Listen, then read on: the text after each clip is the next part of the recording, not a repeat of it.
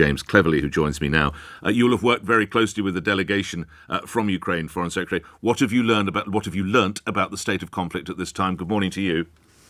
Nick, good morning. Yes, look, it's always a privilege and it's always rather inspirational when I have a chance to work with anyone from Ukraine, quite frankly. But I'm here with the Ukrainian foreign minister, the prime minister, a number of other government officials and ministers, and a delegation of MPs from Ukraine.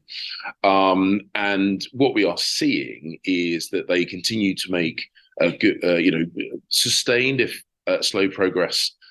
Methodical progress on the battlefield, but this conference is also very much about helping them repair their country, helping them to recover from this war. And the UK is using its convening power to bring together people from around the world, businesses from around the world, to fund that recovery, which is already starting. They're repairing their energy infrastructure and other social infrastructure. I'm very, very proud the UK is playing a part of this. I understand, or I read, that at the Ukraine Recovery Conference, the government has pledged a further £2.4 billion in financial support. Foreign Secretary, what does that, in practical terms, what does that provide for? Well, that will be for a range of things. That will be for the energy infrastructure, which is so important. That will be to help some of the commercial infrastructure. We should remind ourselves that prior to Russia's full-scale invasion, Ukraine was a net exporter of grain, a huge exporter of grain. It was a net exporter of energy. Now, food inflation and grain inflation, fuel inflation and food inflation are being felt by British consumers, but also being felt by poor people all around the world. And so it's in Ukraine's interest that we recover. It's in our interest that we help Ukraine recover. And of course, it's in the interest of people around the world. Some of the people listening, Foreign Secretary, will hear $2.4 billion going to Ukraine, and they're bracing themselves for an increase in their mortgage rates here. Of course, we have the safety of living in the United Kingdom. We're not living in a country such as Ukraine, but they might look at rather mixed financial messages. How would you respond? Well, look, it is, as I say, it is in our interest that we bring this war to an end. This war, Russia's brutal invasion of Ukraine, is in very large part the reason why we are seeing increased prices, why people in the UK are finding it harder to pay their bills and afford their shopping. And their mortgages, Foreign Secretary? And their mortgages. So it is driving... Just explain the rationale behind that, if you would, Mr. Cleverly. So the instability this is creating in global markets, global energy markets, global food markets, is creating inflationary pressure across the globe. And we are seeing that in developed economies, Canada, the US, but also as far afield as New Zealand and Australia. It is having a global ripple effect, which is hurting people in the UK financially.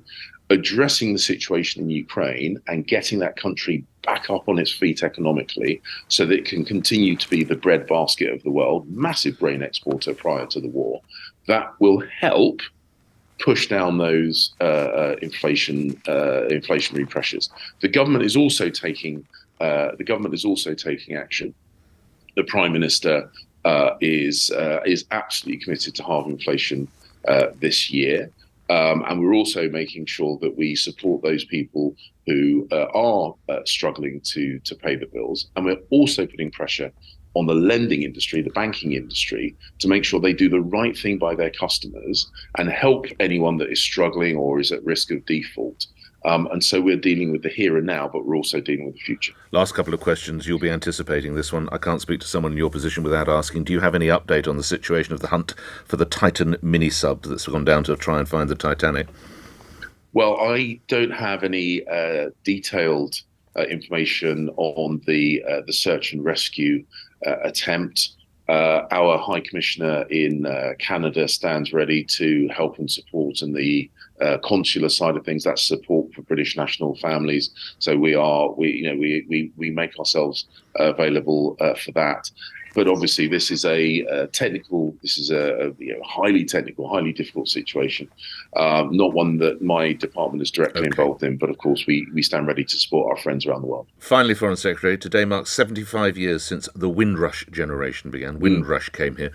What impact has that had on the United Kingdom, and what will you be thinking of today, Mr. Cleverly? Well, this is a moment for great celebration. We should recognise the impact of the Windrush generation and those that followed. I was recently at a meeting between the UK and representatives of Caribbean governments in Kingston, in Jamaica, and I made the point that the UK is an immeasurably better place, a more vibrant, a more diverse, a more exciting place because of those pioneering people from the Windrush generation. I'm very proud of the fact that UK is a comfortably multiracial, multicultural country because of those people. So it is a moment for huge celebration. They added not just economically, but socially, culturally. And as I say, I regard it as a time of great celebration. Foreign Secretary, thank you for your time. James Cleverly appearing here on LBC at 7:34 news time. The search for a missing tourist sub near the wreck of the Titanic has reached a critical stage. The crew of 5 were last seen on Sunday and are now thought